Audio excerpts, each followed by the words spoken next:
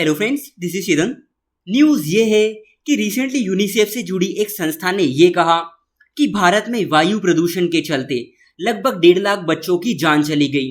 पूरी दुनिया में किसी भी देश से ये सबसे ज्यादा है। ये तो सिर्फ बच्चों की बात है। अगर आप पूरा डेटा देखेंगे तो भारत में वायु प्रदूषण से मरने वाले लोगों की संख्या करीब करीब 23 लाख है और ये डेटा 2021 का है जो सामने आया है। बहुत ही बड़ी ये न्यूज़ है क्योंकि एयर पोल्यूशन ऐसी चीज है जिसे जनरली हम सब इग्नोर करते हैं। समझेंगे क्या है पूरी न्यूज़, यूनिसेफ की संस्था ने और क्या क्या कहा, भारत समेत पूरी दुनिया वायु प्रदूषण से किस तरह प्रभावित है। साथ में ये भी समझने की कोशिश करेंगे कि भारत ने वायु प्रदूषण से बचने के लिए, वायु प्रदूषण से निपटने के लिए कौन कौन से कदम उठाए हैं। कहानी यह है कि हेल्थ इफेक्ट इंस्टीट्यूशन, जो कि यूनिसेफ की एक विशेष एजेंसी है, उसने अपनी रिपोर्ट में ये पाया कि 2021 में दुनिया भर में वायु प्रदूषण की वजह से 81 लाख लोग मारे गए, जिनमें चीन, भारत और पाकिस्तान वर्ल्ड की टॉप कंट्री रही हैं। अगर आप नंबर देखेंगे तो चीन में ये संख्या 23 लाख है। फिर दूसरे नंबर पर आपको भारत दिखाई देगा जिसमें 21 लाख लोगों की मौत हुई। फिर पाकिस्तान 2.5 लाख, फिर बांग्लादेश, इंडोनेशिया, नाइजीरिया, मिस्र, इजिप्ट और वियतनाम शामिल हैं। आप ये पैटर्न देख रहे हैं जिसमें आप देख सकते हैं कि वायु प्रदूषण से एशिया और अफ्रीका के लोग कितने ज्यादा प्रभावित हैं। चौंकाने वाली बात तो ये है कि 2021 में भारत में वायु प्रदूषण के चलते 1.5 लाख बच्चों की मौत हो गई और ये सभी बच्चे 5 साल से कम उम्र के थे। इस मामले में भारत बिल्कुल टॉप पर है। उसके बाद अगर आप देखोगे तो वो नाइजीरिया, पाकिस्तान, इथियोपिया और बांग्लादेश का नंबर आता है। रिपोर्ट में ये भी कहा गया है कि ट्रांसपोर्ट, हमारे घर, जंगल की आग और जो हम जीवाश्म ईंधन जलाते हैं उनसे जो पार्टिकुलेट मैटर निकलते हैं 2.5, ये 90% मौतों के लिए जिम्मेदार है। रिपोर्ट में ये भी बताया गया है कि 2.5 के अलावा ओजोन गैस, नाइट्रोजन डाइऑक्साइड, ये भी कहीं ना कहीं लोगों की गिरती सेहत के लिए जिम्मेदार है।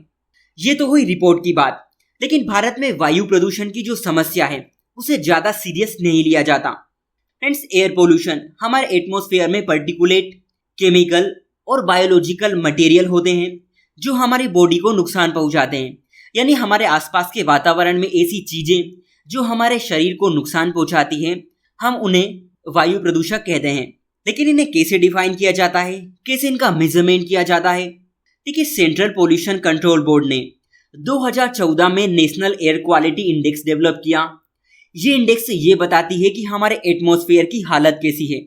इसमें 8 पोल्यूटेंट शामिल हैं, यानी 8 प्रदूषक शामिल हैं, जिसमें पार्टिकुलेट मैटर, जिसे हम पीएम कहते हैं, इसमें 2.5 और 10 हैं। नाइट्रोजन डाइऑक्साइड है, सल्फर डाइऑक्साइड है, कार्बन मोनोऑक्साइड है, ओजोन, अमोनिया और लेड। ये 8 ऐसे प्रदूषक हैं जिसे इस इंडेक्स में शामिल किया गया है। बड़ा क्वेश्चन ये है कि भारत में ये समस्या आखिर बढ़ क्यों रही है।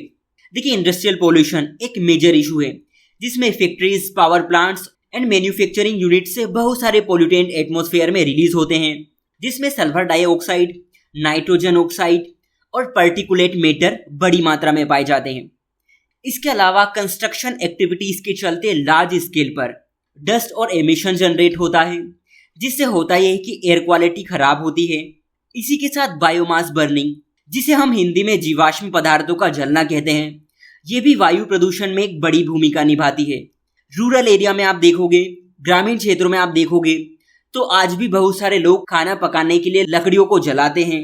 आगे अगर आप देखोगे तो वेस्ट बर्निंग के चलते एयर पोल्यूशन तेजी से बढ़ रहा है। हम वेस्ट को प्रॉपर तरीके से डिस्पोज नहीं करते और जब हम प्लास्टिक और दूसरे चीजों को जलाते हैं तो इनसे एटमॉस्फेयर में हार्मफुल सब्सटेंस रिलीज होते हैं। बहुत सारे नेचुरल सोर्सेज भी हैं, for example dust storm, volcanic eruption and wild Fyers. Transport emission की बात करें, जिसमें हम कार, ट्रक, 2 व्हीलर्स, इन सभी को इंक्लूड करते हैं, ये भी बड़ी मात्रा में वायु प्रदूषण में वृद्धि कर रही है। और ये सब चीजें होती है तो हमारे ऊपर इनके बहुत ज्यादा इम्पैक्ट देखने को मिलते हैं। इन्वायरमेंट पर बात करें तो एसिड रेन होती है, चाहे हमारी फसल हो, हमारे वनस्पति हो, हमारे पेड़ पौधे हों या फिर मिट्टी। एसिड रेन इन्हें भी बिगाड़ने का काम करती है। पशु पक्षियों पर भी इनका बुरा असर पड़ता है।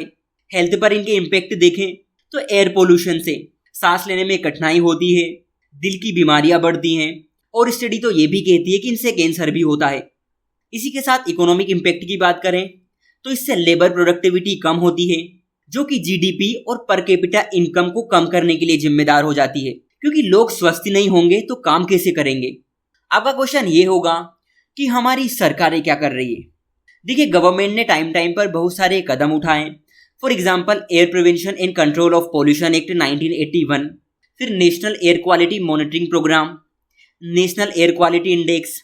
इसके अलावा आप देखोगे तो गवर्नमेंट इलेक्ट्रिक व्हीकल को प्रमोट कर रही है, गवर्नमेंट बायोफ्यूल्स पर नेशनल पॉलिसी लेकर आई, हम एनर्जी ट्रांजिशन पर जोर दे रहे हैं।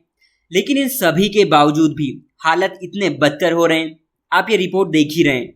सवाल ये है कि आगे क्या किया जाए। देखिए, हमें पब्लिक ट्रांसपोर्ट को प्रमोट करना पड़ेगा और इसके लिए जरूरी है कि हम पहले पब्लिक ट्रांसपोर्ट सिस्टम को सुधारें। सेकंड, हमें इंडस्ट्रियल पोल्यूशन के लिए जीरो टॉलरेंस की पॉलिसी अपनानी होगी। हमें अपनी अर्बन प्लानिंग ठीक करनी होगी।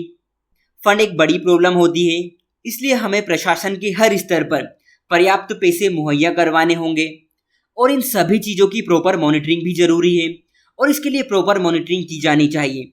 टेक्नोलॉजी का यूज़ और बेहतर तरीके से करना होगा। इसी के साथ जितने ज़्यादा हो सके हमें पेड़ पौधे लगाने होंगे, तभी हम देश के मासूम बच्चों को वायु प्रदूषण से बचा पाएंगे। सो आज के लिए इतना ही। Thank you.